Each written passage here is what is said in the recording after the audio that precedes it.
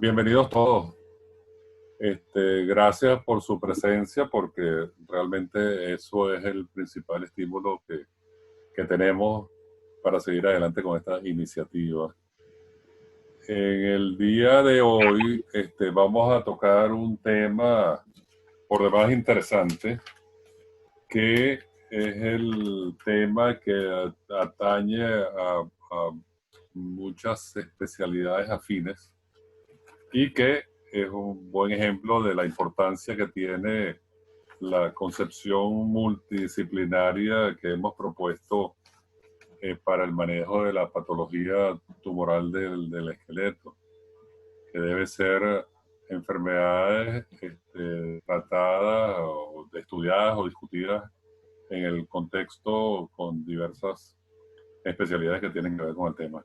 Pues sí, estas enfermedades, estos tumores de origen hematopoyético, incluyen el plasmocitoma solitario, el mieloma, el linfoma, la histiocytosis, la enfermedad de Erdheim-Chester y la enfermedad de Rosay-Dorfman, que es un tema un poquito que los clínicos, cirujanos, ortopedistas, oncólogos, tenemos que aceptar que es una enfermedad que va a ser tratada fundamentalmente por los hemato-oncólogos. Sin embargo, como afecta al hueso, tiene que ver con nosotros los traumatólogos. Ahora, para esto tenemos, como les comentaba en algún mensaje, el privilegio de contar con el apoyo, la presencia de especialistas afines, como es el doctor José Luis López, que es un hematólogo muy reconocido acá en Caracas, que trabaja en el Banco Municipal de Sangre de acá, y de la doctora Marilor García, que es una patólogo especialista en enfermedades o patología hemato-oncológica. Así que realmente es un privilegio contar con ellos. Además, el doctor Aníbal Pulido, quien es genetista, nos está acompañando para seguramente hacer algún comentario de mucho provecho y poder entender y ubicar estas patologías en el contexto que cada vez se acepta más como patrón, guía para organizar las ideas en esta patología, que es toda la parte genética y todo lo que es la parte de biología molecular y todas esas cosas intrínsecas, de alguna manera no clínicas. Así es que para esta oportunidad el doctor Carlos Pieper, residente de nuestro programa en el Hospital Oncológico Padre Machado, de acá de Caracas, ha preparado este tema.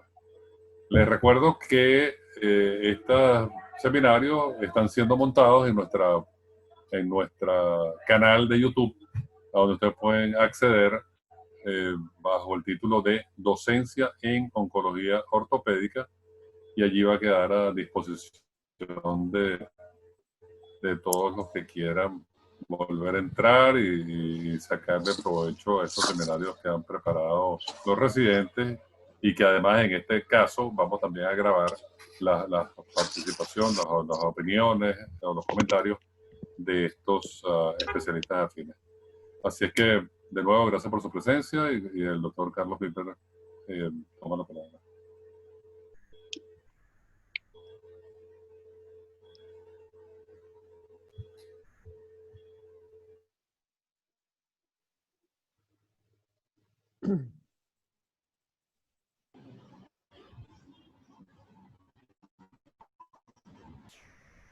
Bueno, ¿pueden ver la presentación? Sí, perfecto, Carlos. Sí. La nueva presentación. Ok. Bueno, muy buenas noches ante todo. Todos los participantes que se van uniendo. Luis, si puedes recuperar por favor el hotspot, te agradezco. Okay. Bueno, ante todo, buenas noches. Saludos a todos los invitados presentes, servicio tanto oncólogos, ortopedistas, radiólogos, patólogos y hematólogos. Hoy vamos a hablar sobre un tema pues que es una causa común en la consulta de oncología ortopédica, como lo son las neoplasias hematopoyéticas.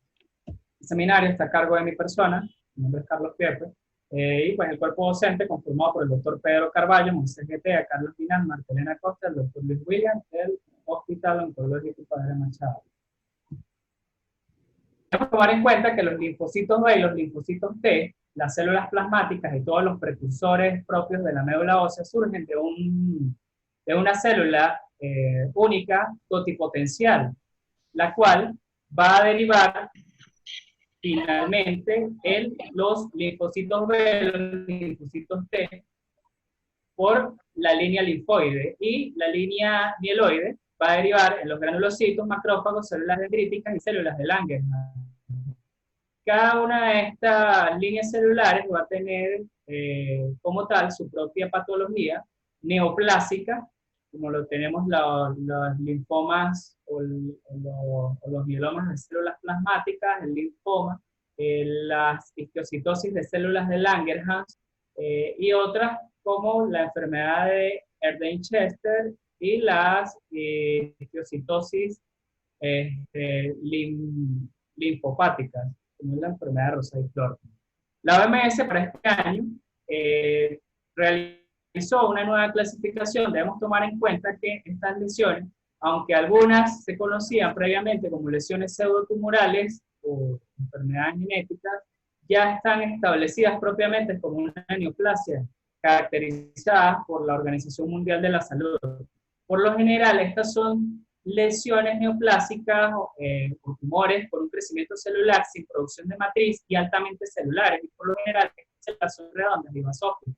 Dentro de estas neoplasias tenemos los crecimientos histocíticos como la histocitosis de células de Langerhans, enfermedad de Erdheim-Chester y enfermedad de Rosay-Dorman. Y los tumores propiamente malignos, el linfoma no-Hodgkin primario de hueso y el plasmocitoma solitario de hueso. Los objetivos de esta van a ser las neoplasias hematopoyéticas de hueso y analizar su fisiopatología, determinar su incidencia y presentación clínica, describir sus características imagenológicas y mencionar el manejo y tratamiento de estos pacientes. Debemos iniciar o debemos mencionar que la OMS no ve el plasmocitoma solitario, sin embargo, esta es una variante, el mieloma múltiple. Por lo tanto, en esta clase vamos a hablar del mieloma múltiple, que la OMS la define como una neoplasia maligna caracterizada por una proliferación plasmocítica monoclonal que invade la médula ósea, que puede tener afectación ósea múltiple o difusa por estas células. Las lesiones por lo general se asocian con una presencia anormal de proteínas en la sangre y ocasionalmente con la presencia de sustancia amiloide en el tejido tumoral y en otros órganos. Hay muchas teorías en cuanto a la etiopatogenia de esta enfermedad, pero todo va en boga actualmente de los estudios moleculares y de los estudios genéticos, tomando en cuenta las deleciones clonales y las alteraciones génicas de los cromosomas 14, 11 y 4, los cuales van a determinar una proliferación descontrolada de este tipo de células, una inhibición de factores de crecimiento, una inhibición de factores de supresión tumoral y una alteración de los factores de crecimiento, que a su vez van a producir este crecimiento desordenado de células plasmáticas. Como podemos ver en la imagen, básicamente hay deleciones clonales de los cromosomas 11, 14 y alteraciones de los genes SND1. Asimismo, esta célula plasmocítica patológica maligna va a tener influencia a través de múltiples citoquinas en diferentes células de tanto del hueso como de la médula ósea. Asimismo, pues va a afectar las células estromales, va a haber una afectación de las células osteoclásticas a través de múltiples factores proinflamatorios y estimuladores de las RAM, aumentando la osteoclastia y aumentando la resorción ósea. Va a disminuir esta actividad y van a hacer estos huesos un poco más débiles, y asimismo van a haber afectaciones a nivel de las células endoteliales con afección de los factores de crecimiento vascular. Esta proliferación plasmocítica se va a acompañar de inhibiciones de la linfopoiesis normal con una disminución de inmunoglobulinas policlonales, va a haber una supresión de esta hematopoiesis, un aumento de la actividad osteoclástica y una inhibición de la actividad osteoblástica, un aumento de las proteínas plasmáticas de tipo inmunoglobulina. Esto es muy importante para hacer el diagnóstico de esta enfermedad, este último punto. El mieloma múltiple pues representa 1 a 2% de todos los cánceres. De las hemopatías malignas representa el 10 al 12%. Es la neoplasia maligna primaria de hueso más frecuente. Representa 27% de los tumores malignos primarios de hueso. Debemos recordar que la primera causa son las metástasis. Tiene una mayor presencia en pacientes masculinos, sin embargo es un aumento muy sutil.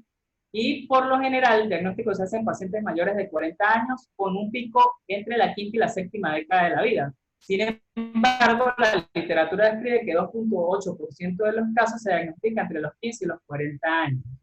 Clínicamente, el 75% de estos pacientes se va a presentar con dolor óseo, astenia, infecciones a repetición, pero un 20 a 30% de los pacientes se van a presentar asintomáticos y su diagnóstico va a ser por un hallazgo casual en estudios paraclínicos como elevación de proteínas séricas o presencia de anemia.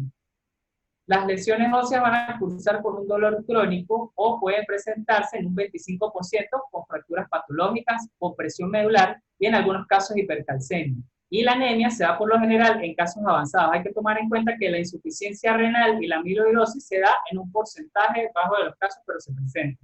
Y comúnmente es una patología que afecta el esqueleto axial.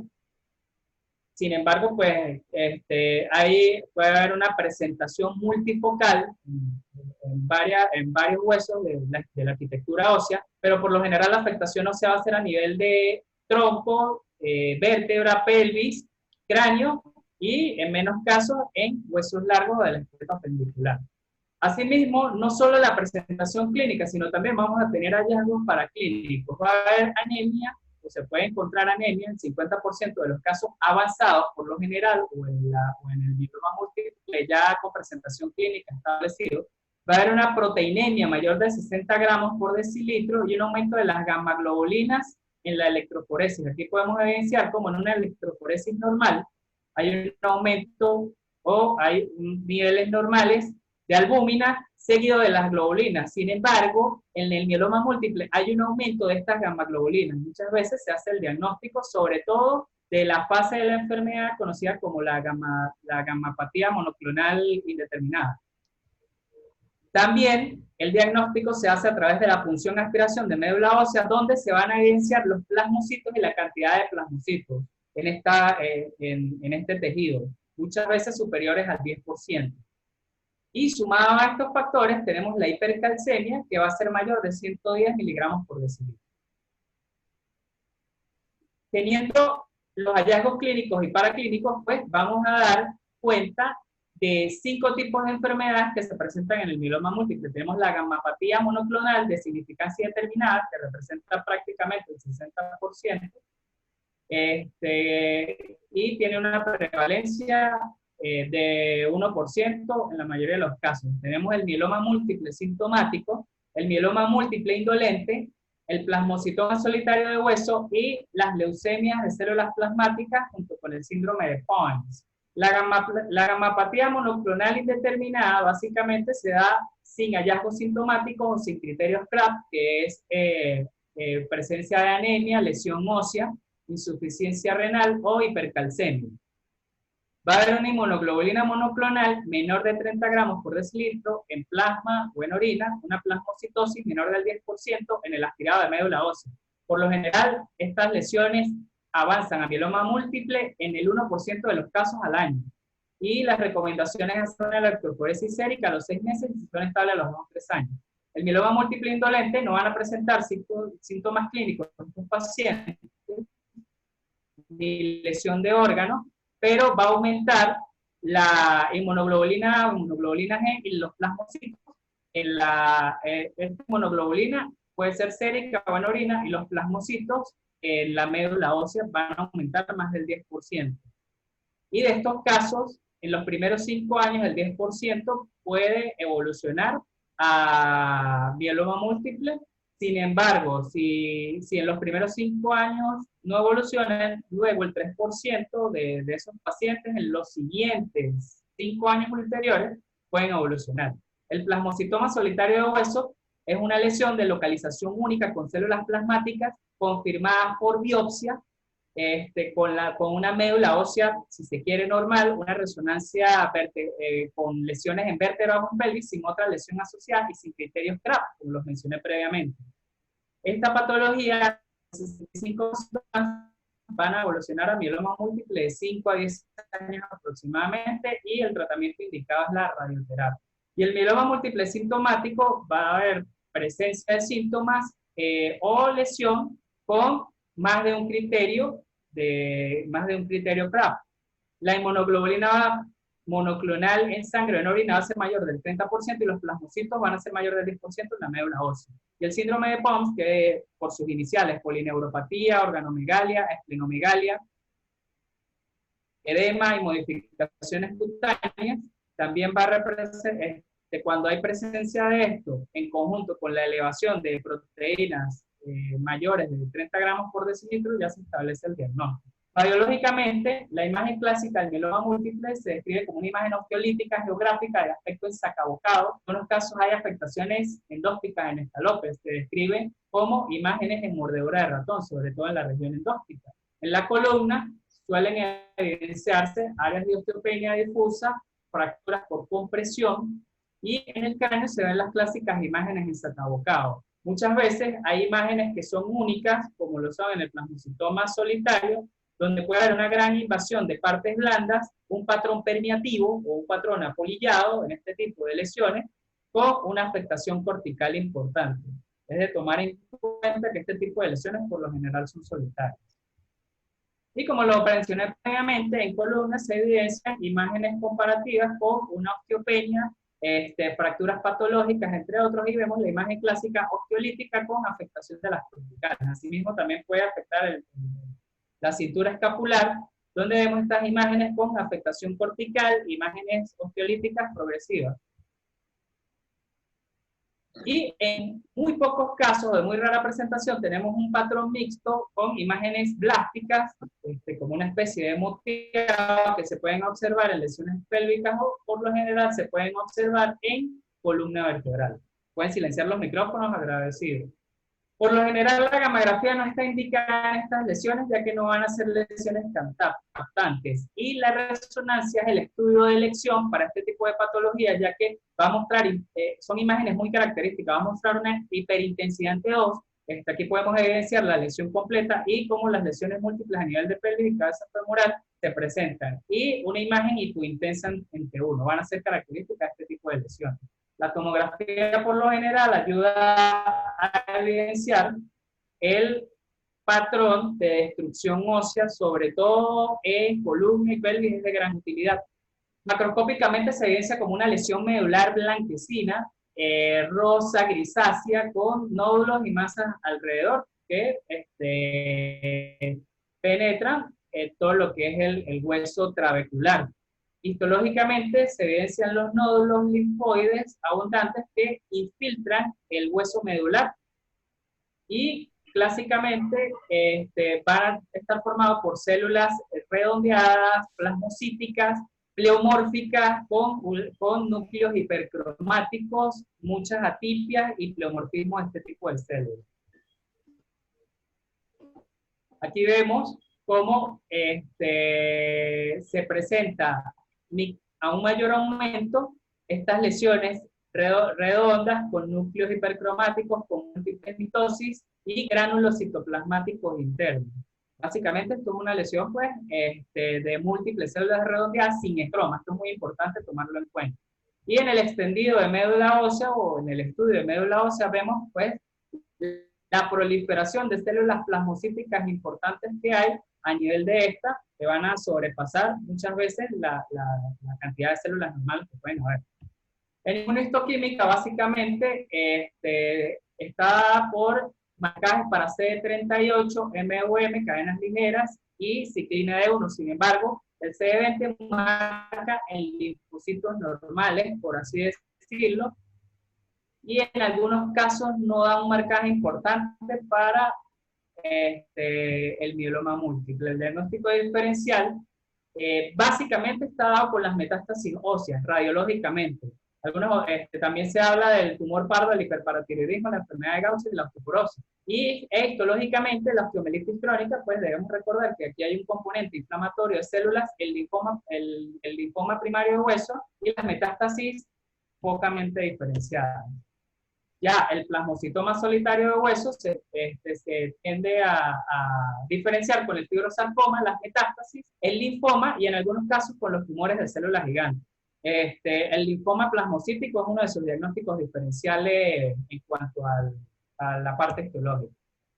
El tratamiento básicamente, el plasmocitoma solitario va a estar dado por radioterapia y la estabilización quirúrgica de ser necesaria. Si hay presencia de fracturas patológicas, sobre todo se realiza tratamiento quirúrgico, pero la radioterapia es el tratamiento de elección. Y en un mieloma múltiple sintomático se debe categorizar el paciente menor de 65 años o mayor de 65 años. Los pacientes menores de 65 años, los tratamientos actuales y en los últimos estudios hablan de una quimioterapia intensiva y posterior a esta quimioterapia se habla de un otro trasplante de células madres. Esto tiene un índice de respuesta de sobrevida a los 5 años del 40 al 50%.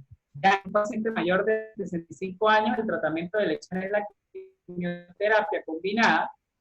Y para todos estos pacientes es importante, para evitar complicaciones óseas, administrar bifosfonatos.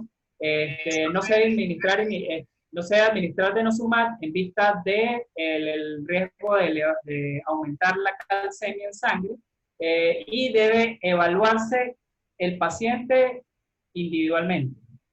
Los criterios pronósticos de esta enfermedad están dados por los criterios de Durey-Salmon, que estadifica esta enfermedad en tipo 1, tipo 2, tipo 3, acorde al, vamos a hablar de la cantidad de superficie de células por superficie de metro cuadrado o de tamaño tumoral, sumado a los criterios que se pueden encontrar en los estudios paraclínicos.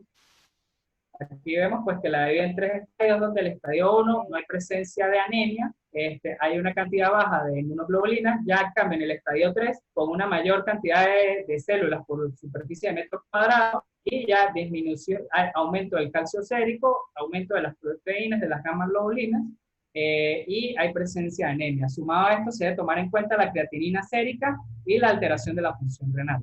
Los criterios de estadiamiento internacional van también por los estadios y relacionan los estadios con la presencia de beta microglobulinas y albúminas, donde si estos valores están más disminuidos, se habla de un mayor porcentaje de sobrevida, pero si estos valores están aumentados, hablamos de un menor porcentaje. Y los criterios citogénicos, pues habla de un criterio desfavorable en las mutaciones de los cromosomas 14, 4 y 17, un criterio intermedio en la elección del brazo largo del cromosoma 13 y un criterio favorable en las hiperploidías o en otras anomalías.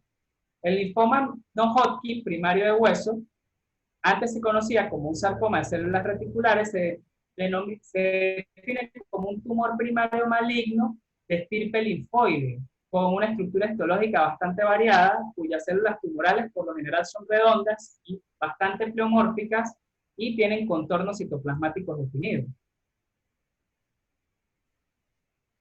Este tipo de lesiones fue descrita primeramente por Oberlin, sin embargo él lo confundía con el sarcoma de Ewing, y después fue establecida como una entidad por Parker y Jackson en 1939. Básicamente hay una deleción clonal del cromosoma 14 y 18 que está relacionada con esta patología.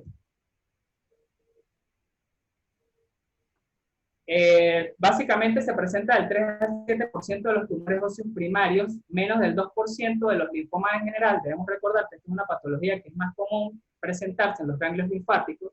El 30% de todos los linfomas pueden afectar al hueso secundariamente y se puede presentar entre la segunda y séptima década de la vida, más comúnmente se da en el 50% de los casos. Hay un leve predominio masculino sobre el femenino. Y se consideran primarios de huesos si después del rastreo sistémico no muestra una enfermedad extraósea o una enfermedad ganglional. Los síntomas más comunes van a ser dolor localizado, compresión nerviosa, aumentos de volumen, y la fractura patológica se va a presentar en un 25%. Es muy rara la presencia asociada de patosplenomegalia con este tipo de lesiones óseas. Por lo general, va a afectar más comúnmente los huesos largos, como tibia, fémur, y en segunda instancia, vértebras, pudiendo incluir las costillas, y puede haber una presentación multifocal en un 15% de los casos. Aquí vemos una paciente con un alto volumen en este tipo de lesiones.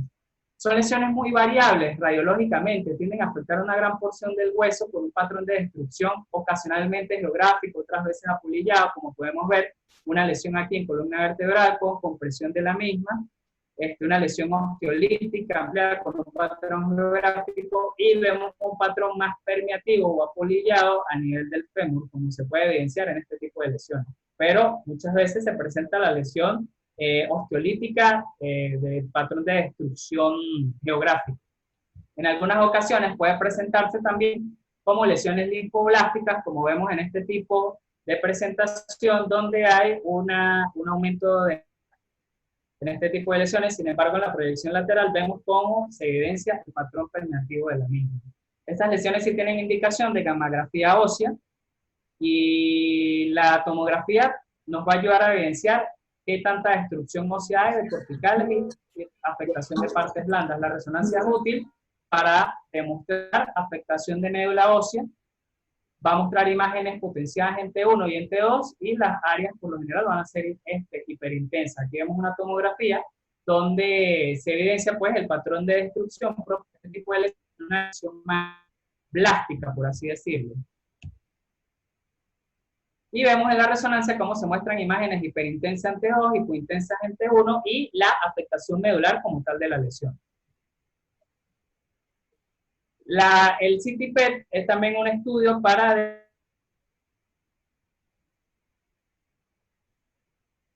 multifocal de la misma. Aquí podemos evidenciar un caso donde se evidencia un patrón osteolítico no muy claro, puede ser con algunas presencias de lesiones plásticas, y vemos en la resonancia estas imágenes importantes de afectación de partes blandas. Vemos cómo en el CPET se presenta pues el aumento de los marcadores de esto.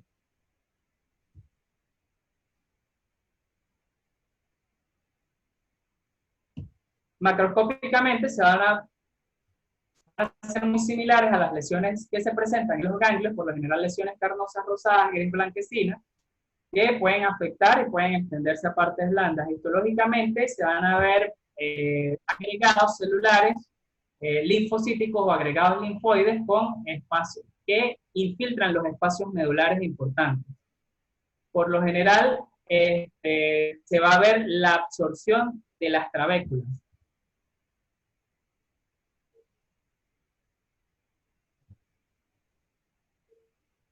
Y vemos cómo el infiltrado importante linfocitario, con la disposición de las trabéculas en y las clásicas células redondeadas de núcleos ovales flotantes, y en algunos casos, y la mayoría de los casos, mitosis bien determinada. Son positivas para el marcaje de CD20 y CD10 inflamatorio. Sin embargo, pues tienen un alto panel de marcadores inmunohistoquímicos, sumado al hecho de que debe hacerse un diagnóstico diferencial con el sarcoma. Básicamente, el diagnóstico diferencial, sobre todo histológico, se da con el sarcoma de Ewing, ya que se puede confundir en algunos casos. Sin embargo, es importante tomar la presentación clínica. Esto se da en pacientes mayores. También la histiocytosis de células de Langerhans, las metástasis, otra parte del diagnóstico diferencial, el plasmocitoma, la osteomelitis y la enfermedad de Payet.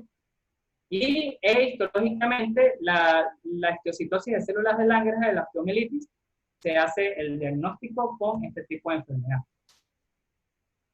El pronóstico de esto, pues básicamente es una entidad homogénea con un pronóstico favorable. Si se cumple el tratamiento, va a ser más efectivo y va a tener una mayor sobrevida. Y el tratamiento óptimo, pues, pacientes con tratamiento óptimo tienen una sobrevida mayor al 90%, en algunos casos, depende de la agresividad de la lesión, puede ir del 60 al 90. El tratamiento, básicamente, desde el punto de vista ortopédico, es la fijación de la fractura patológica, sumado a que se debe indicar radioterapia y quimioterapia combinada. El ciclo es ciclofosfamida, doxirrosina y vincristina. También las dosis de radioterapia van en promedio de 4.000 Cygrates y la intervención se requiere solo para diagnóstico, en dado caso que se necesite una biopsia incisional, si no se cuenta con biopsia por punción. En las fracturas es el tratamiento, hay que fijarlas indiscutiblemente, y en los defectos óseos importantes o colapsos articulares. Hay que tomar en cuenta también dentro de este espectro las proliferaciones de células dendríticas entiocíticas, que está incluida por los histocitos de células de Langerhans, enfermedad de Winchester y enfermedad de Dorfman, como lo mencioné al principio.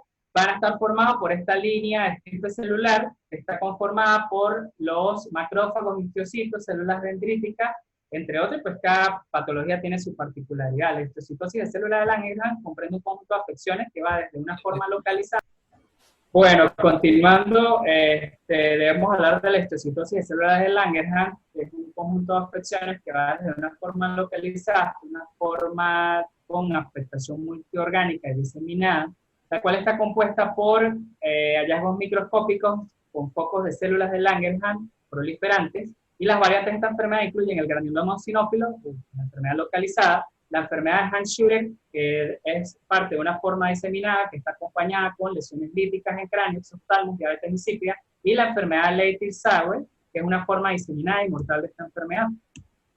Aquí vemos pues, cómo, aparte de los tres tipos de histocitosis, también tenemos la histocitosis pulmonar y el sarcoma de células de Langerhans, que son entidades ya malignas que comprometen la vida del paciente.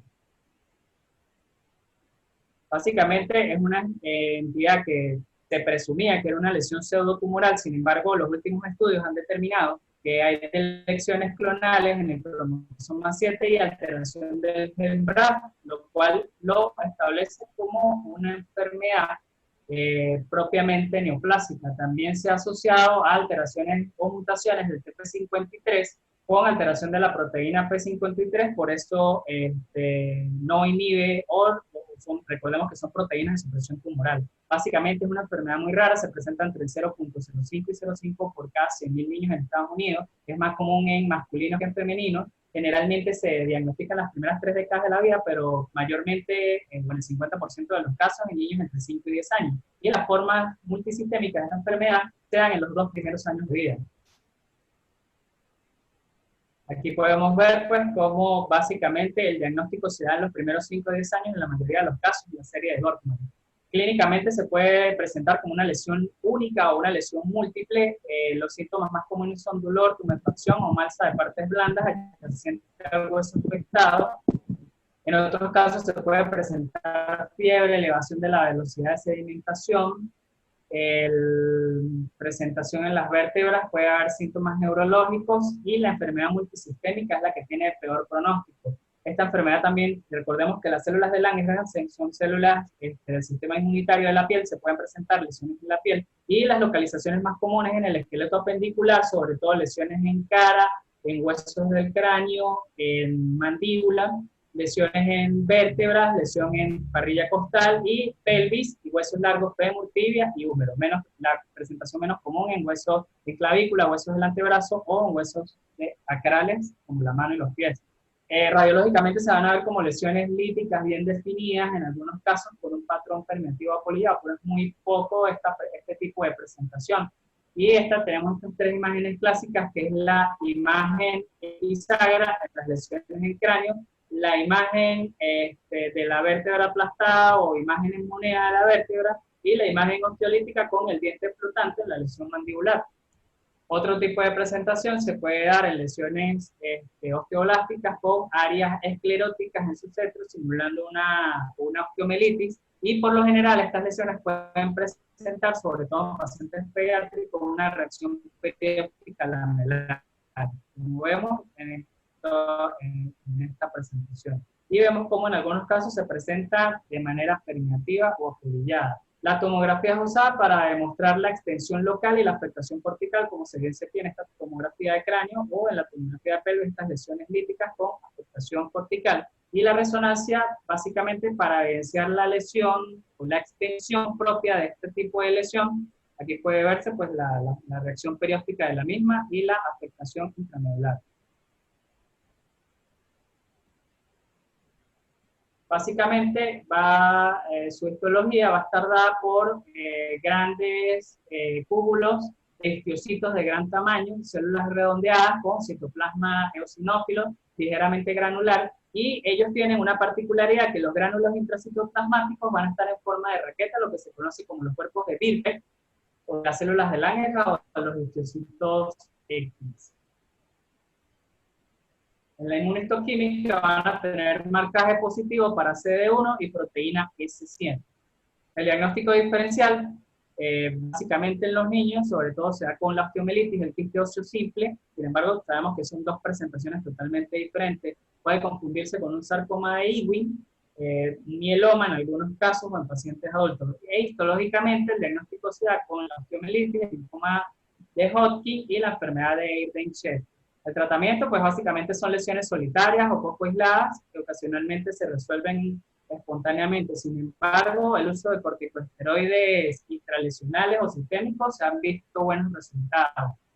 Las radioterapias a bajas dosis depende de los casos, sobre todo en casos multifocales, y la enfermedad diseminada requiere una administración sistémica de corticosteroides y otras quimioterapias. El pronóstico, pues básicamente, si el paciente es menor de 3 años, tiene implicación de más de 3 huesos o tiene una manifestación hematológica o hepatosplenomegalia, pues son enfermedades de peor pronóstico. La enfermedad de Erdheim-Chester se describe como un trastorno histocítico proliferativo de histocitos no Langerhans, que puede ser multisistémico, por lo general afecta a los huesos, produciendo lesiones escleróticas, simétricas y difusas en los huesos largos. Y está caracterizado por la presencia de histocitos o células escumosas con pequeños focos microscópicos de él. Esta fue escrita por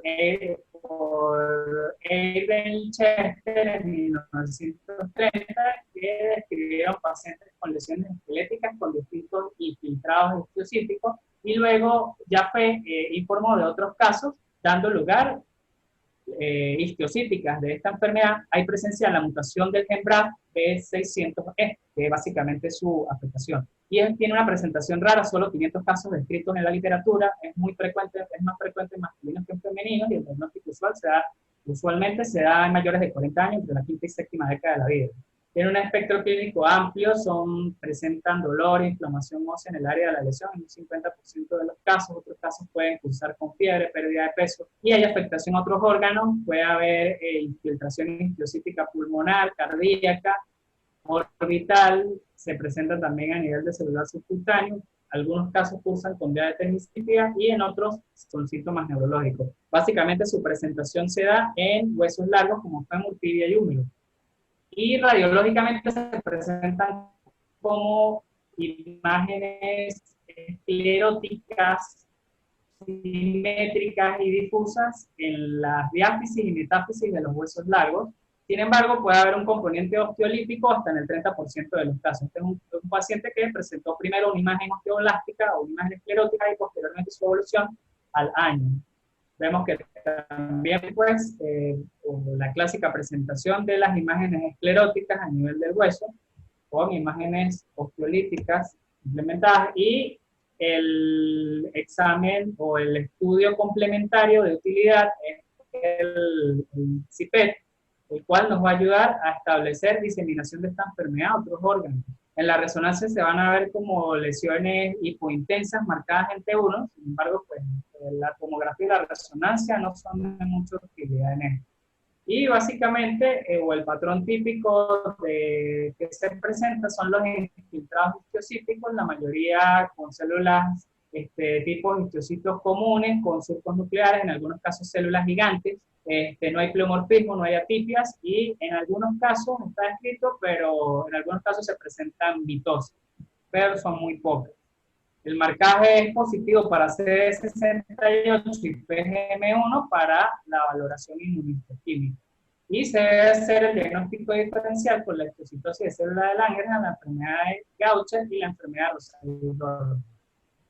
La enfermedad de Erdheim-Chester, el tratamiento, pues básicamente es una enfermedad progresiva, lenta, con una progresión multiorgánica rápida, tienden a evolucionar y afectar órganos muy comúnmente. Básicamente el tratamiento estaba por inmunomoduladores como el interferón alfa y la tasa de supervivencia con el tratamiento es casi el 68%. Hay algunos estudios donde se usaron inhibidores de la BRAF como el verumafenib, el cual mostró una mejoría clínica significativa. Por último, la enfermedad de Rosacea-Dorman o histiocytosis sinusal con linfadenopatía fue escrito por de Stom en el 65 y luego reconocido como una entidad clínica y patológica por Rosacea-Dorman en 1969. Es un trastorno histiocytítico muy raro y proliferativo y se caracteriza por el aumento de ganglios linfáticos extraóseos, por lo general, causados por esta agresión de células histocíticas. Estas células muestran una marcada peripolesis, perdón, que no es más que la presencia de células linfocíticas en el citoplasma de las células histocíticas. Estas células están incluidas, hay una especie de fagocitosis, sin embargo no las degradan, sino se mantienen internas. Y es la característica clásica de este tipo de lesiones. Es una enfermedad muy rara, hasta 1990 solo 423 casos reportados. Básicamente la tercera década de la vida o mayor de esta es la presentación y es más común en pacientes masculinos, sobre todo afrodescendientes.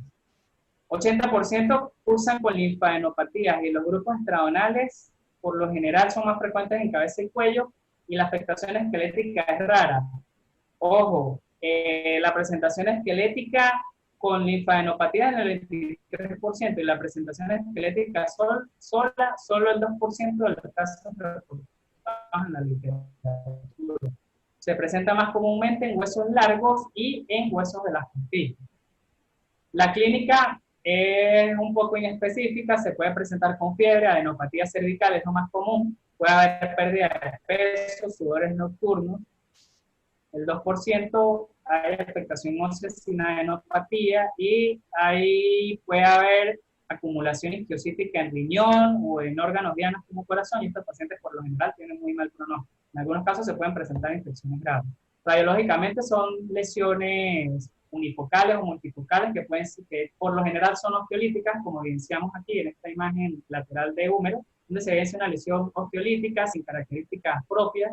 Y pues las reportadas en la literatura son estas imágenes clásicas que simulan mucho, inclusive hasta un tumor de células gigantes, una lesión propia del hiperparatiroidismo. La tomografía se utiliza para determinar la destrucción cortical y la resonancia se ven como imágenes ecointensas, sobre todo entre uno. Sin embargo, pues muchas veces los hallazgos son casuales, ¿no? Este tipo de lesiones.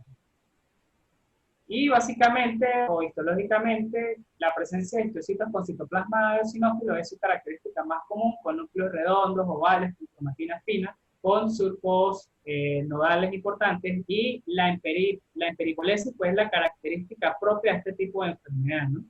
La introducción de estos linfocitos en los linfocitos propios de la lesión. Dan marcaje para S100 y para CD68 en la inmunohistoquímica. Y pues básicamente es un trastorno histocítico benigno, pero en ocasiones es fatal, sobre todo en la diseminación en órganos como corazón, pulmón o riñón. Depende de los sitios intraganglionares y la enfermedad clínica progresiva y trastornos autoinmunes. Es su pronóstico, si hay presencia de esto es peor. Y el 10% de presentación ósea por lo general da un desenlace fatal por la acumulación histocítica en pulmón y riñón. Para llevar a casa, estas son neoplasias que representan una esfera de enfermedades de presentación muy común y ameritan un manejo interdisciplinario y un conocimiento estricto. En muchos casos los pronósticos no son tan favorables, se debe cumplir un tratamiento estricto para mejorar el tiempo de sobrevida. Debe ser manejado en conjunto por el cirujano ortopédico, oncólogo, hematoncólogo y patólogos especialistas en esta área y radiólogos para llegar a un diagnóstico certero y un subsecuente tratamiento, y se debe individualizar cada caso para lograr un tratamiento adecuado. Muchas gracias.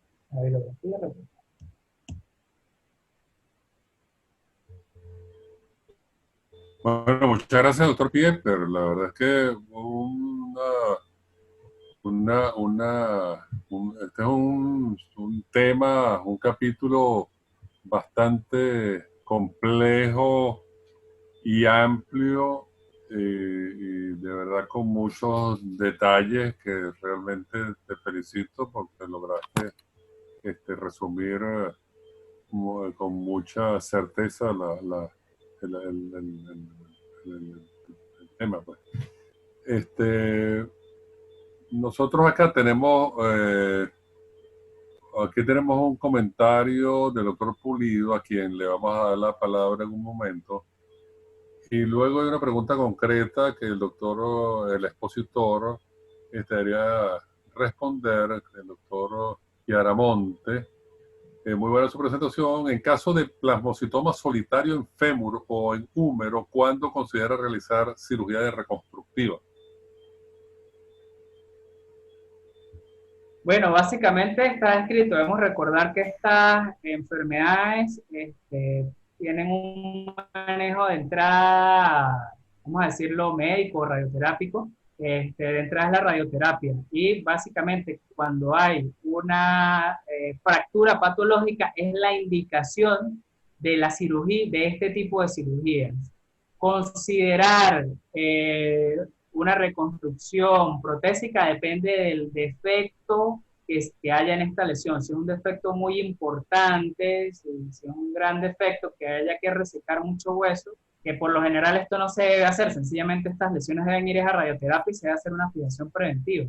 La reconstrucción como tal no está escrita, esto depende mucho de cada caso, pero la fijación en la fractura patológica está indicada en la fractura patológica, no hay fijación preventiva en estos casos, esto hay que tomarlo en cuenta, o fijación profiláctica, por así decirlo. Ok, el doctor Pulido, Aníbal Pulido, genetista, como yo les dije, él hace un comentario acá, pero me gustaría aprovechar su presencia, podemos decir el lujo de su presencia, para que muy brevemente nos haga un briefing de los aspectos genéticos en estas patologías. Por favor, doctor Pulido. Buenas noches. Primero que nada, felicitar al doctor por su presentación. Ya él ha mencionado algunos marcadores génicos identificados tanto a lo largo de la presentación. Yo escribí ahorita en el chat para que quede formalmente como para llevar a casa. El plasmocitoma solitario del hueso y la enfermedad de Rosset-Dorman no parecen tener un marcador génico identificable que se pueda hacer. Parecieron ocurrir por respuesta inmune exagerada y anormal ante una agresión tóxica y viral. Al contrario de lo que pasa con el linfoma Hodgkin y la Ergen-Chester, que coinciden con una mutación que ya el doctor mencionó, el gen BRAF. Ese gen es un protoncogen muy conocido, fácilmente secuenciable y fácilmente identificable, que puede servir como marcador diagnóstico de certeza para esas dos patologías. Eso es importantísimo tenerlo presente, porque va a cambiar totalmente la proyección del tratamiento y la probabilidad del asesoramiento genético a la familia. Podrán ver, muchas de esas mutaciones no son mutaciones germinales, son mutaciones somáticas. Ocurrieron después de la fecundación.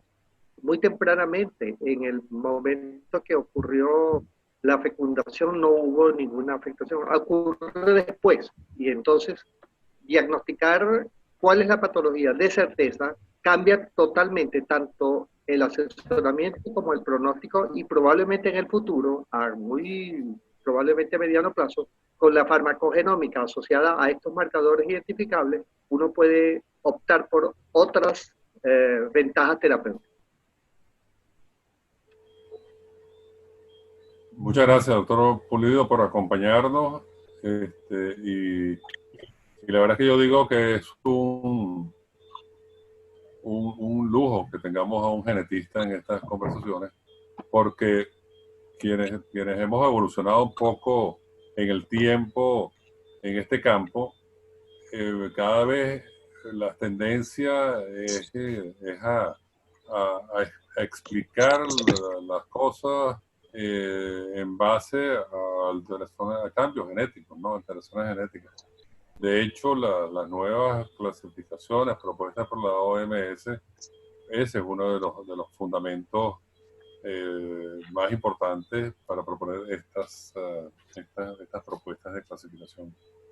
Así es que cada vez más vamos a ir teniendo que prestarle más importancia a la parte genética y bueno, contar con un genetista en el equipo realmente es una situación que yo califico como un lujo. Así que de verdad muchas gracias, doctor Pulido, por apoyarnos y acompañarnos en este tipo de eventos. Con nosotros tenemos a la doctora Marilor García. Ella es patólogo especialista en histopatología hematoncológica. Entonces, ella la invitamos hoy a que nos acompañara porque, por supuesto, dado su área de experticia, es muy oportuno tener la oportunidad de su opinión. Si por favor nos hace un breve comentario acerca de los aspectos histopatológicos, quizás de inmunohistoquímica también, en este tipo de enfermedades. Bueno, hola. No sé si me escuchan bien. Perfecto. Los linfomas primarios de hueso son realmente patologías poco frecuentes. Si bien hemos tenido con mayor frecuencia la presencia de infiltración secundaria de estructuras óseas en casos de linfomas sistémicos, la presentación como neoplasia primaria en hueso no es tan frecuente. Es importante para los patólogos, sobre todo, establecer el diagnóstico diferencial con otras enfermedades neoplásicas que son más frecuentes en el hueso, sobre todo en niños, porque constituyen un diagnóstico diferencial importante y el esquema terapéutico de los pacientes con linfoma primario diferente del resto de las neoplasias de células redondas primarias óseas, como el sarcoma de Ewing y otros tumores de células redondas que pueden ocurrir en hueso, sobre todo en pacientes pediátricos. Dentro de los casos de linfomas primarios de hueso, con diferencia, el más frecuente es el linfoma difuso de células grandes, que es huesos largos, como por ejemplo el fémur y la tibia. Eso nos ayuda también, digamos, la información, el médico tratante para poder, y una vez que hemos sospechado, digamos, o tenemos la impresión diagnóstica de que se trata de una neoplasia linfoproliferativa de este tipo, pues hacer los marcadores correspondientes para poder demostrar el origen B de estas neoplasias. Generalmente en niños y en adultos, como dije antes, el linfoma más frecuente es el linfoma difuso de células grandes, que más o menos da cuenta del 70% de estas patologías, pero hay otros menos frecuentes, pero que también se pueden ver, como por ejemplo en niños el linfoma linfoblástico, y menos frecuentemente otros linfomas como el linfoma de células grandes anaplásicas. Y bueno, en adultos la vasta mayoría de estas patologías es justamente el linfoma difuso de células grandes. Bueno, por supuesto, las neoplasias de células plasmáticas, que son muchísimo más frecuentes, como lesiones primarias óseas, y cuyas características, digamos, morfológicas, por lo general la mayoría de los patólogos podemos identificarlas, tanto desde el punto de vista morfológico, bueno, desde el punto de vista fenotípico, a través de los estudios de inmunistoquímica correspondientes. Si hay alguna duda al respecto, en general son neoplasias poco frecuentes como neoplasias primarias, sin embargo, pues se ven con cierta frecuencia en la práctica histopatológica. Bueno, muchas gracias, doctora García. La verdad es que es muy importante contar con patólogos interesados en estos temas y poder contar con un especialista en este tema tan delicado y tan complejo. Es realmente un lujo también. Aquí estoy viendo a la doctora Teresa Vanegas, que me da muchísimo gusto en saludarla. Ella pone una nota acá felicitando por mantener la academia. Este tema es bastante amplio. Solo decir que dentro de la patología de Langerhans, la presentación clínica pediátrica y el tratamiento diferente al adulto. Sí, por supuesto, eso obviamente nunca podemos extrapolar lo que son los conceptos que rigen las patologías y los tratamientos en adultos, extrapolarlas a la edad infantil.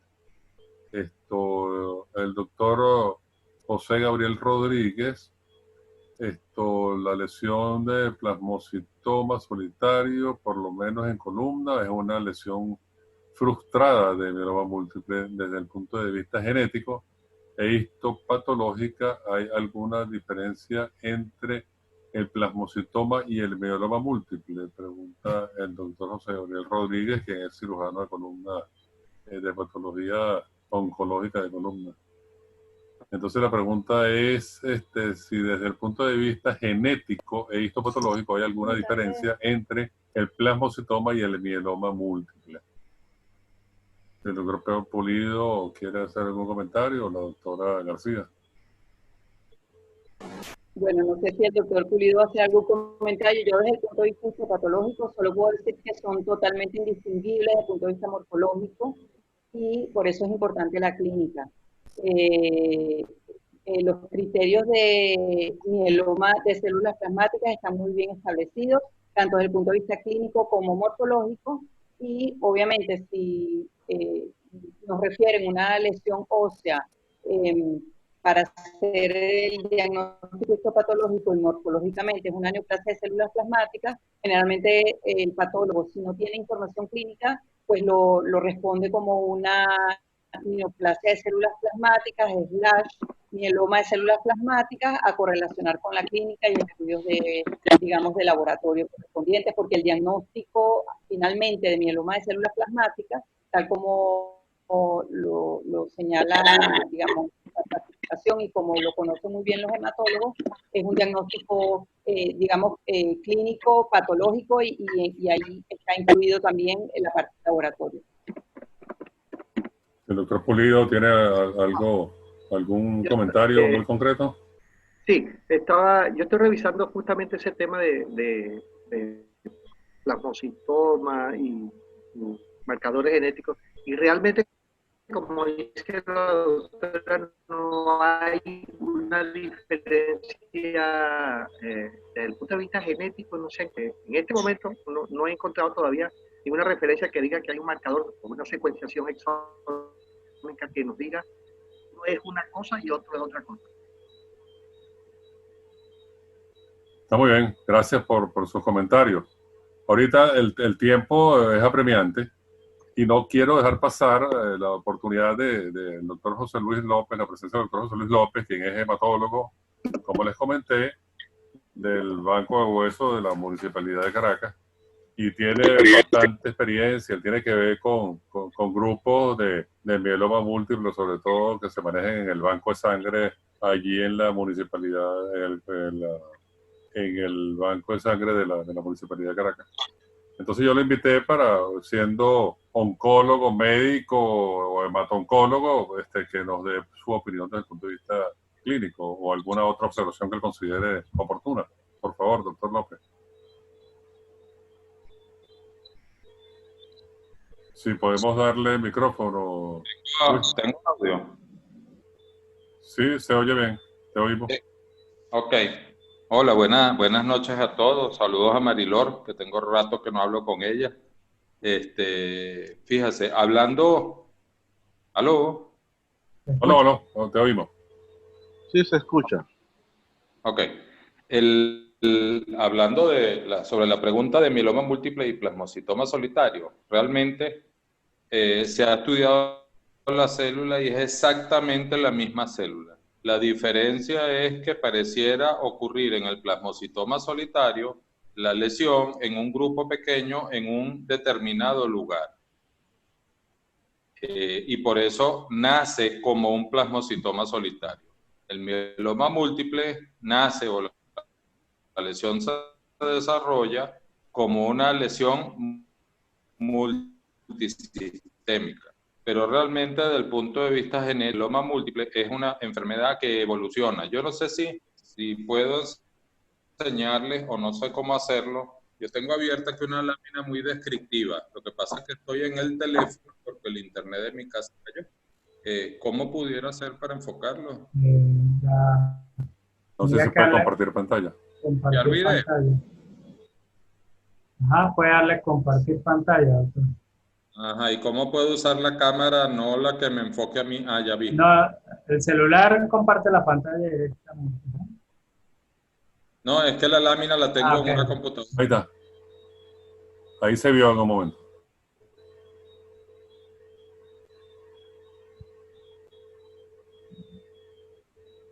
Ahí.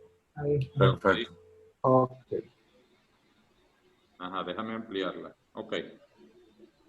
Fíjense, aquí lo que ven es cómo evoluciona el mieloma múltiple a través del tiempo. Fíjense que cuando nosotros tenemos en la primera parte, déjenme buscar un señalador aquí.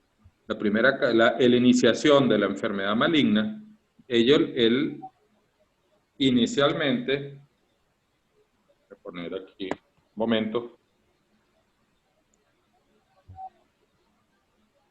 Nos quedan 5 minutos de reunión. Inicialmente ella aparece como una alteración del centro germinal. A medida que va pasando el tiempo, esto es lo que equivale a una gammapatía monoclonal de origen indeterminado, y fíjense, un mieloma asintomático, después un mieloma múltiple asintomático, y por último una leucemia de células plasmáticas. Se ha estudiado esto y fíjense todas las alteraciones genéticas que nosotros encontramos y cómo aparecen en cada una de ellas. Y cuando nosotros vemos, el mieloma múltiple es la que tiene mayor cantidad de alteraciones genéticas, pero básicamente, si nos fijamos en esta es la que predomina, que es la de lesión del 13Q. Pero a medida que evoluciona el mieloma, nosotros vamos adquiriendo nuevas alteraciones genéticas, que es lo que hacen que la enfermedad se va haciendo más resistente y más agresiva.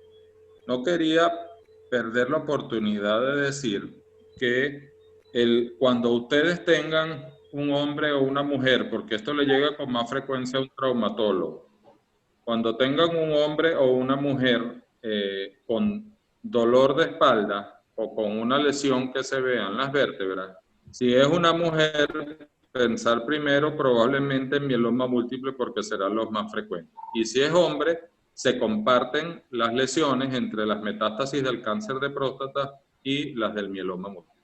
Es muy importante hoy en día, porque veo que en algunos seminarios se repiten, yo entré 10 minutos tarde aquí, es lo del survey óseo. Hoy en día no tiene sentido utilizar, cuando nosotros tenemos un diagnóstico o una sospecha de mieloma múltiple, el survey óseo, ni tampoco el gammagrama.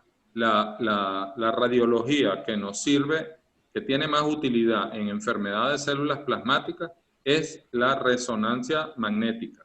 Si puede ser con la técnica de difusión, mejor. Y básicamente del esqueleto axial, porque en un estudio que hicimos nosotros como con los brasileños, tanto en Brasil como en Venezuela, nosotros encontramos las lesiones de mieloma múltiple y de plasmocitoma solitario, 62% de ellas en el esqueleto axial, o sea, en la columna vertebral, y el 20 y tantos % en huesos largos, básicamente en la zona proximal del húmero o en la zona proximal del fémur.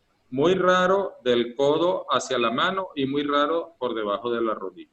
Y otra cosa es que siempre pedir a todo paciente que tenga una lesión que podamos sospechar que pueda haber una enfermedad de células plasmáticas, una electroforesis de proteína. Y recordar que nosotros vamos a tener un pico clonal, como decía el doctor, esa proteína clonal, existen los mielomas no secretores y los mielomas oligoclonales, o los mielomas de cadenas livianas, que en nuestro país representan 30% de los mielomas. Y no van a tener ni proteínas anormales, ni pico clonal en la electroforesis, porque toda la proteína se va por orina. Entonces es fundamental también pedir un examen simple de orina y si hay proteinuria, tenemos que sospechar que puede tener un mieloma de cadena liviana. Yo no sé si tienen alguna pregunta para aprovechar. Yo tenía una pregunta. Tengo entendido que la resonancia cuerpo entero es mucho más sensible que el survey óseo, ¿no? Además que el survey óseo implica radiación. Cursos es indicativo hacer el survey, digo yo. Es que tiene tan poca sensibilidad hoy en día que para enfermedades de células plasmáticas eso ya no se usa. Entonces tenemos algo que es útil si la resonancia de cuerpo entero, como tiene más costo, es la tomografía con baja intensidad de radiación. Hoy en día los tomógrafos nuevos son tomografías de cuerpo entero.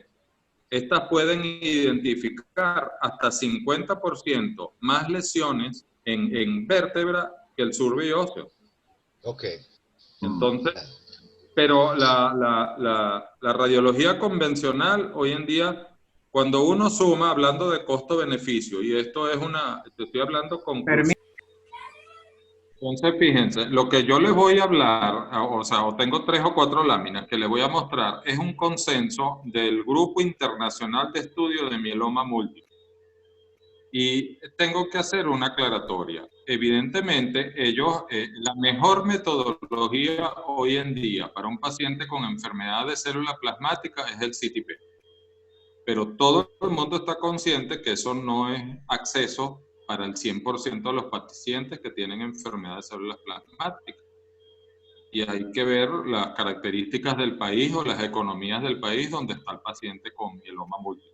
Sin embargo, tenemos la radiología convencional que se usó durante mucho tiempo y que es consenso que no debe ser de uso, sino solamente cuando tenemos una emergencia ósea. Por ejemplo, si un paciente viene con una fractura, tú le haces la radiología. Pero si se quiere ver un estadio, por ejemplo, o buscar lesiones, lo mejor es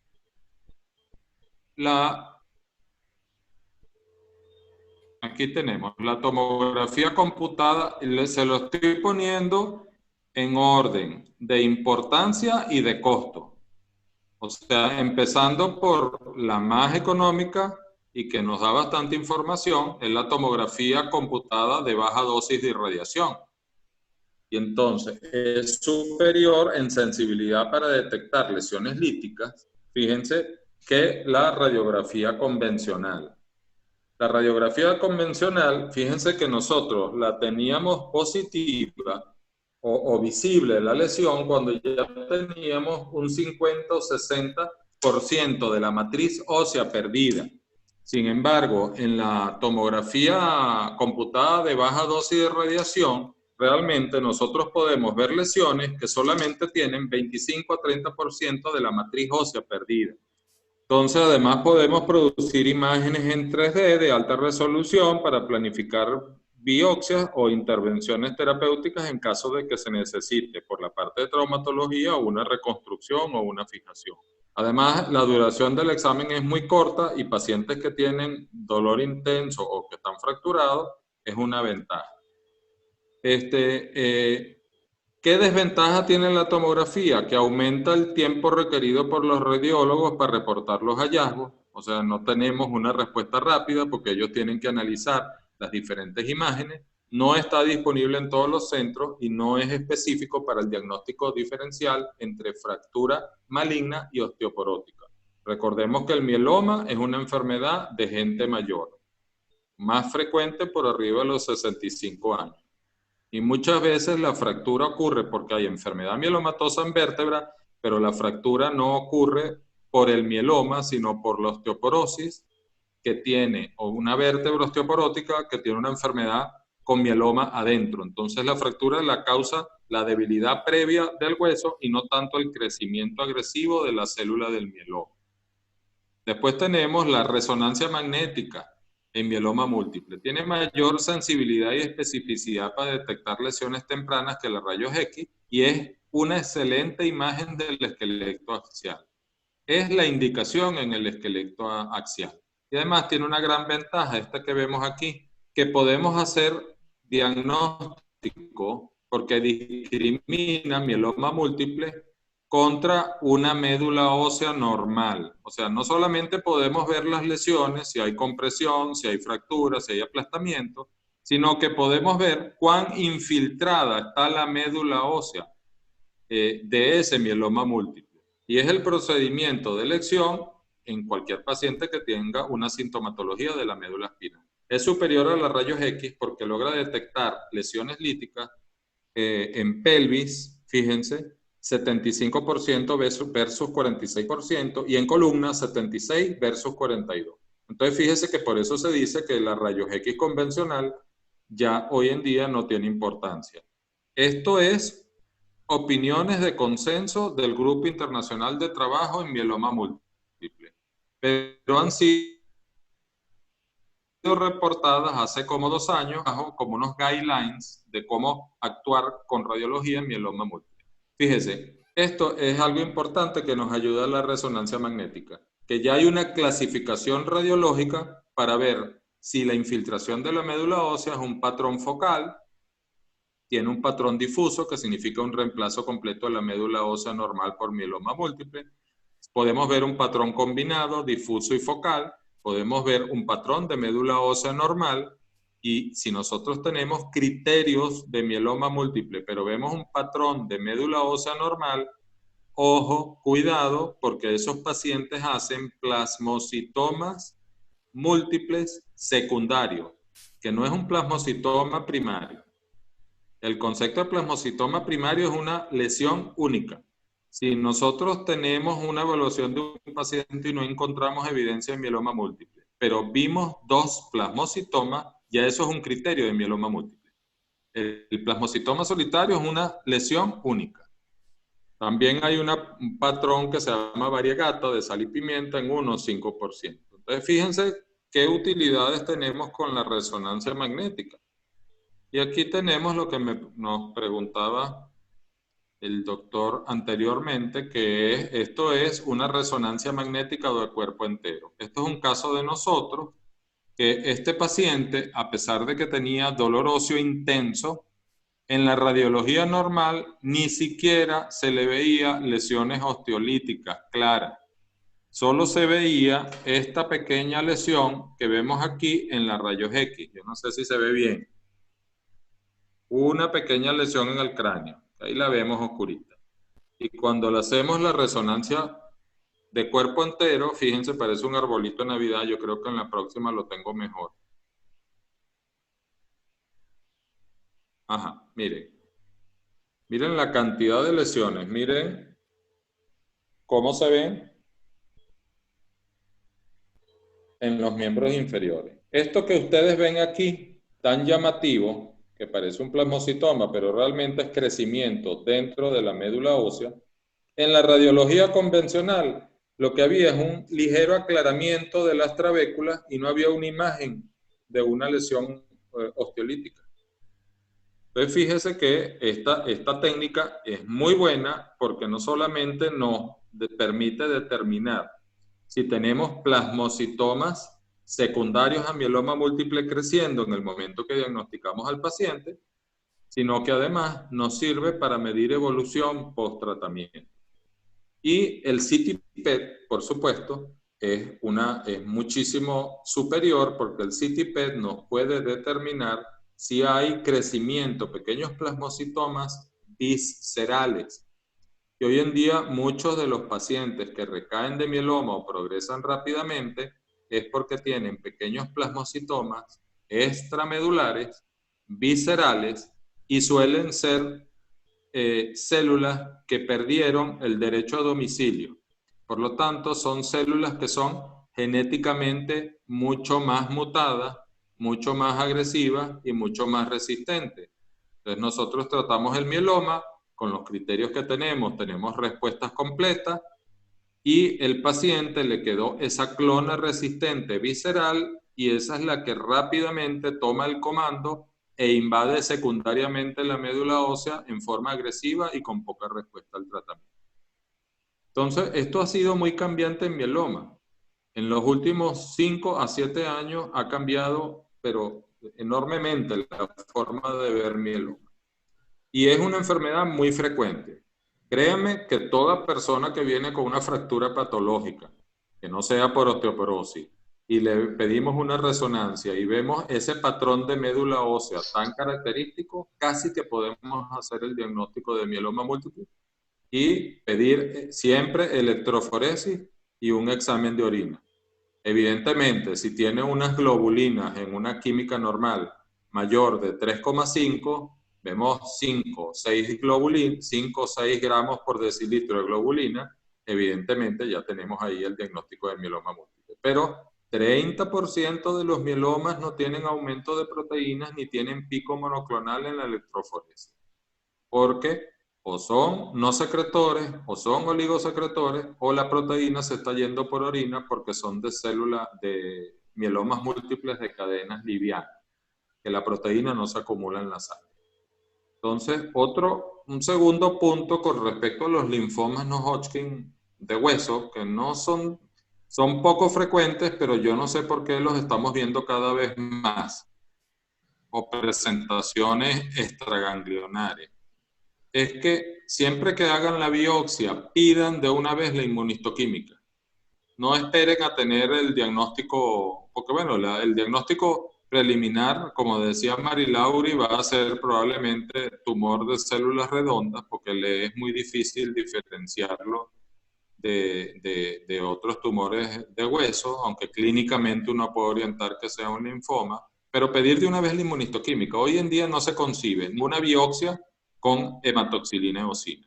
Uno puede con una biopsia de hematoxilina eosina pensar, porque es muy característico, bueno, esto es un plasmocitoma o una infiltración de mieloma, porque no pueden saber si es solitario o no el patólogo. Y puede orientar rápidamente, pero siempre se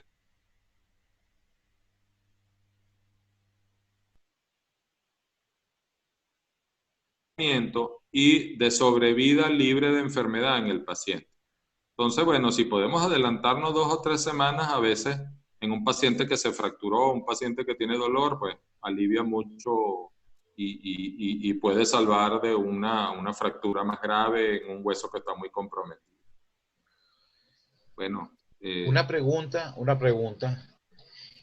Para el seguimiento de estos pacientes desde el punto de vista imagenológico, ¿qué se estila? ¿La resonancia con difusión? No sé si el cuerpo entero o el PET scan. ¿Cuál es la comparación entre los dos estudios? No sé. Fíjate que el problema del seguimiento de todas estas técnicas es que las lesiones del hueso tardan para cicatrizar entre 1 y 3 años. Entonces, cuando uno tiene una lesión osteolítica y uno tiene respuesta bioquímica del mieloma, o le hace enfermedad residual de la médula ósea, buscando las células clonales en médula ósea, nosotros podemos ver todos los criterios de respuesta y nosotros vamos a seguir viendo la lesión osteolítica. Entonces, la radiología convencional o la tomografía para seguimiento no nos sirve mucho, porque uno ve que se vuelve a llenar de trabéculas óseas y a calcificar realmente entre 1 y 3 años después. Pero nosotros debemos saber si el paciente está en respuesta antes.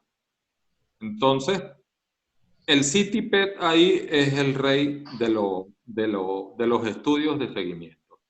Tanto es así que hay un criterio desde hace año y medio en el grupo internacional donde se pone respuesta completa electroforética, que es el gold estándar, el que se usó durante años, respuesta completa por enfermedad residual mínima por citometría de flujo y respuesta completa por PET. Entonces, ¿cuál es la ideal? Hacerle un PET. Si nosotros tenemos respuesta electroforética, tenemos desaparición de células clonales de menos de 0,1 por 10 a la menos 4 de célula clonal maligna en médula ósea, lo ideal es hacer un CT-PET.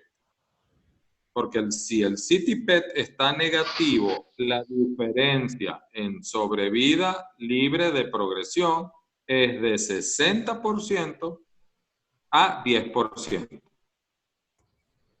Dicho de otra forma, cuando un paciente tiene CT-PET negativa, uno tiene 60, todo está en remisión completa, pero tiene una pequeña lesión o tiene un CT-PET positivo en alguna zona, solamente va a dejar de no progresar el 10%. Doctor, ¿le puedo hacer una pregunta?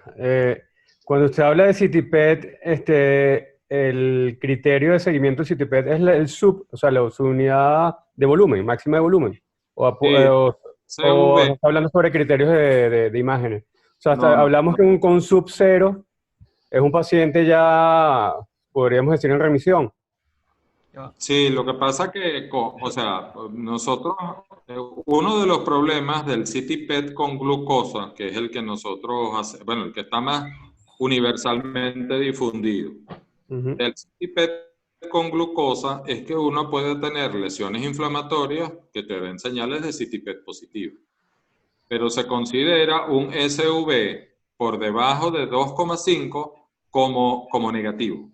O sea, si nosotros vemos alguna lesión con 2,5 se considera negativo. Por arriba de 2,5 hasta 5,5 sospechoso o para seguimiento, y por arriba de 5,5 se consideran lesiones activas. Ok, gracias. O, por ejemplo, si aparecen lesiones en sitios no esperados.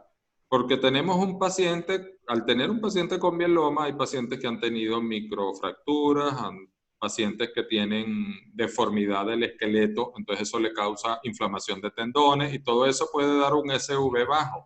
Pero, por ejemplo, si uno encuentra en zonas viscerales, hígado, mesenterio, vaso, lesiones con SV, aunque sea bajo, eso es bien sospechoso de que pueda ser una lesión de mieloma. Ahora, sobre huesos y tendones, se utiliza un SV hasta 2,5. Hay un CT-PET que lastimosamente no tengo las imágenes aquí porque es bien interesante, que se hace con metionina. O sea, en vez de glucosa se usa una metionina marcada. El CT-PET de metionina tiene una gran desventaja, que la vida media del radionucleico es nada más de 6 horas. Entonces uno prácticamente tiene que sacarlo del ciclotrón donde lo cargó y ponérselo al paciente. Pero tiene 20 veces más sensibilidad que la glucosa. Y no los cargo aquí, no los tengo aquí, pero tenía unas imágenes. Yo he visto algunos pacientes en Europa donde ellos estaban haciendo los ensayos, donde uno ve un CT-PET con glucosa negativo y cuando montabas la metionina, resulta que tenía 7 y 8 lesiones activas. Es muy bueno, pero tiene la dificultad de que la vida media es muy corta y el costo es 5 veces más que la glucosa. En Europa en ese momento el costo de un CT-PET con glucosa estaba por el orden de 700 euros o $1.000 al cambio. Costo. Y la metionina estaba alrededor de $2.500. Entonces eso lo hacía inviable para la seguridad social. Pero Voy a hacer otra pregunta. entonces, Déjeme compartirle. Podemos usar para... Ajá. Ok, déjeme compartirle un Dígame. momento. Voy a compartir la pantalla con respecto a un artículo, por cierto, del año 2018. Creo que están viendo todos la pantalla en este momento. Ellos hablaban de eso exactamente, de la utilización del CT-PET como uno de los medios. Entonces vamos a ver unas imágenes a continuación, cómo ellos hablaban del tratamiento inicial de un linfoma no Hodgkin y que después del tratamiento, cómo no marcaba a nivel de lo que era el CT-PET, y que esto era lo que ellos estaban utilizando, puesto que en la imagenología, en la radiología convencional, igual, radiología convencional y resonancia magnética se seguían viendo las imágenes, pero que estaban utilizando lo que era el PET como marcador con respecto al tratamiento y cómo funcionaba el tratamiento. De hecho, permítame, unfolding, ajá. El estándar de los casos, discutidos, era la utilización del CT-PET, en este caso, sobre la resonancia magnética y sobre también en lo que es la radiografía o la tomografía, usando ellos el CT-PET directamente. Repito las imágenes nuevamente para la discusión. Pero aquí estamos hablando del linfoma. Del linfoma. Claro, pero yo estaba hablando, lo que yo dije de CT-PET y toda la conversación anterior es mieloma múltiple. El linfoma es diferente. Ok. Bueno, el doctor Getea entiendo que quiere hacer una pregunta. Creo que debemos cerrar con la pregunta del doctor Getea, a menos que alguno de los profesores invitados tenga alguna observación que considero oportuna. Sí, yo tengo una pregunta. Como usted dice, hay unos mielomas donde no hay alteración de las proteínas o no hay, en electroforesis no se ven esos picos de gamaglobulinas, ¿no? Ahora, en cuanto a la beta 2 microglobulina, o sea, ¿es mandatorio hacerlo? En esos casos, o sea, ¿qué relación hay con esos casos donde no hay un aumento de las proteínas, ¿no? El doctor hizo en la presentación puso la clasificación que se llama ISS, que es la clasificación de estandarización internacional, la ISS. Eso tiene como parámetros medir la albúmina y medir la beta 2 microglobulina. Fíjese que no ponen la proteína clonal, precisamente porque no todos los mielomas tienen la misma cantidad de proteína clonal y 30-35% de ellos son cadenas livianas y no tienen una molécula completa. Entonces la beta 2 microglobulina es solo de utilidad en los pacientes al diagnóstico. Y la elevación por arriba de 5,5 con una albúmina menor de 3 nos dice que ese índice lo que calcula es la sobrevida, la media de sobrevida de ese paciente. O sea, una beta 2 microglobulina mayor de 5,5 y una albúmina menor de 3 nos da una clasificación de riesgo alto. Y ese paciente va a tener un promedio de vida, 50% de ellos, de alrededor de 18 meses. Sin embargo, una beta 2 microglobulina por debajo de 3,5 y una albúmina por arriba de 3,5 significa que o sea, se ha correlacionado a que la agresividad del mieloma es bajo y probablemente ese paciente va a tener una sobrevida de entre 3 y 5 años. Beta 2 microglobulina solo sirve para hacer el cálculo de este índice al diagnóstico. Para agresividad o recaída a futuro, la LDH es mucho más importante, porque a medida que el paciente recae, recuerden que la historia del mieloma es remisión, recaída, remisión, recaída, remisión, recaída, porque el mieloma no se cura, es una enfermedad crónica, y el paciente va a morir en el tiempo X de mieloma. La elevación de LDH se ha correlacionado con mutaciones nuevas en la célula, más agresión y menos respuesta a tratamiento. Entonces, si un paciente tenía LDH normal al diagnóstico y en la primera progresión o segunda progresión tiene una LDH elevada, a ese paciente le va a ir muy mal. Si el paciente tiene una LDH elevada al diagnóstico, a ese paciente le va a ir muy mal. Entonces, antes, igual que la resonancia que me preguntaban de seguimiento, aunque el PET es importante en mieloma múltiple, en un paciente que tuvo una lesión de la columna y el paciente tiene clínicamente por electroforesis y por médula ósea una respuesta completa, es mandatorio hacer una resonancia control de la columna con difusión. Porque aunque las lesiones persistan, si la difusión está normal, nosotros podemos concluir que ese paciente está en respuesta de las lesiones que tenía previamente en la columna. sin necesidad de usar un CityPET, porque el costo del CityPET limita a muchísimos pacientes. Ok, gracias. Muy bien, excelente, excelente. De verdad que la participación de los invitados, cada uno en su área, fue realmente una cosa excepcionalmente enriquecedora y también la calidad docente, indiscutiblemente la calidad académica, docente, explicativa de cada uno de ellos fue excepcional. Amén de lo que fue la presentación del seminario por parte del doctor Pieper. Así que creo que acabamos de tener una reunión, un seminario de muchísimo provecho y que bueno, esperamos continuar en esta misma línea. Entonces, gracias a todos por asistir. Todos estos seminarios, les recuerdo que están siendo montados en el canal de YouTube, en el cual pueden ingresar cuando quieran, el que quiera. Y bueno, y los esperamos entonces el próximo jueves a las 7 de la noche con un nuevo tema. Muchas gracias a todos por su asistencia. Que tengan buenas noches. Gracias.